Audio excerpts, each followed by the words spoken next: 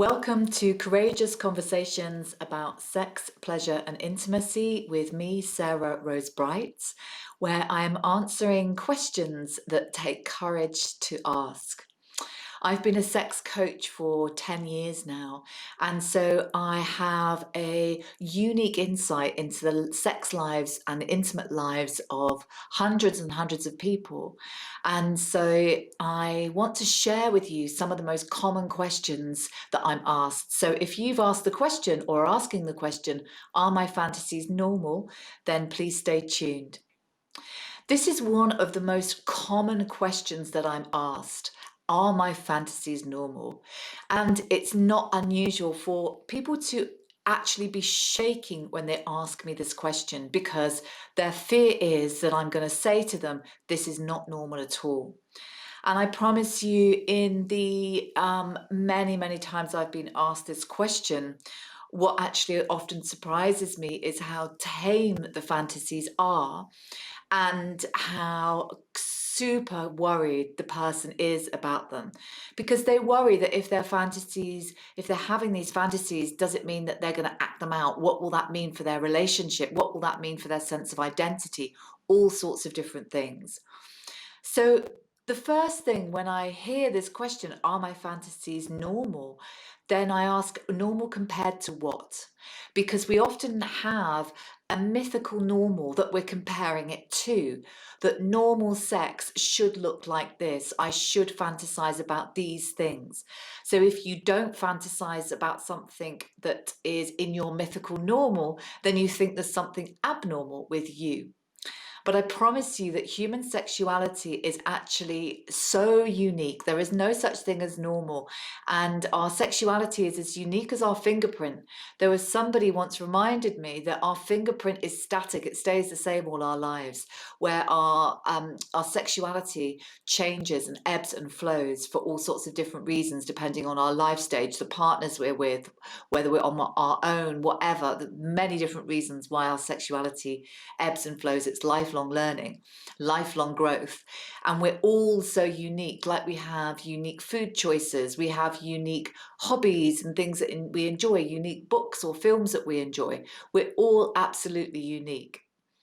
So when it comes to fantasies and am I normal, the other thing is people can also get concerned about, well, if I think about this fantasy, what does this mean for me as an individual? What does this say about me? But it's also really fascinating to explore with fantasies, and I'm going to do some more videos on this, is not just about what the fantasy is, but how does a fantasy actually make you feel?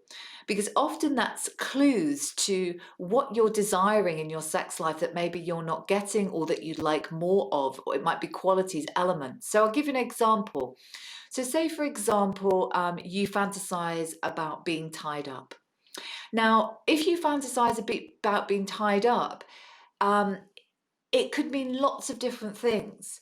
You, underneath that, might fantasize about handing over control and responsibility to somebody else.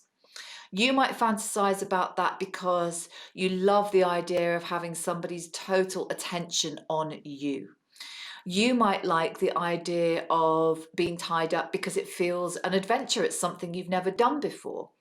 You might like being tied up because you just like the sense of just being at the mercy of somebody else in terms of, say, for example, being teased. You might love the sense of anticipation of not knowing what comes next.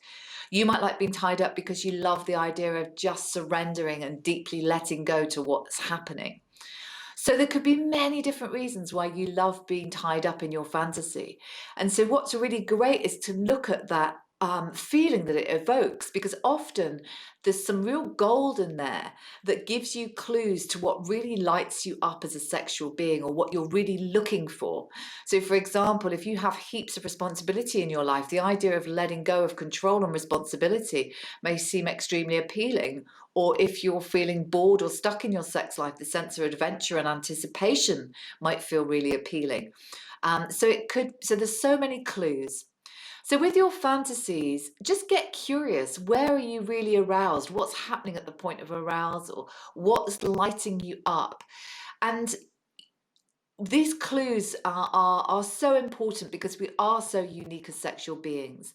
And I invite you in your whole sex life, in your whole past and future sex life, what you imagine, to get curious about what is it that you're drawn to? What is it that feels natural? What lights you up?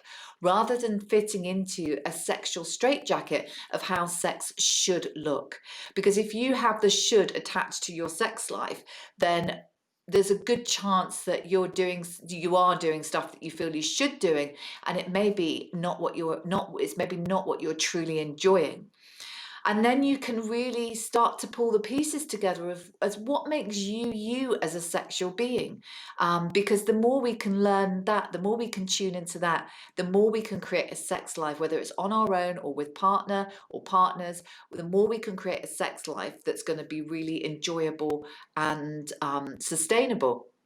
So I hope there's something in this for you, and I really suggest spending some time just thinking about your top fantasies, spending some time thinking about your most wonderful sexual experiences in life, and thinking about what you imagine they would look like as well, and look for the clues because it's all there.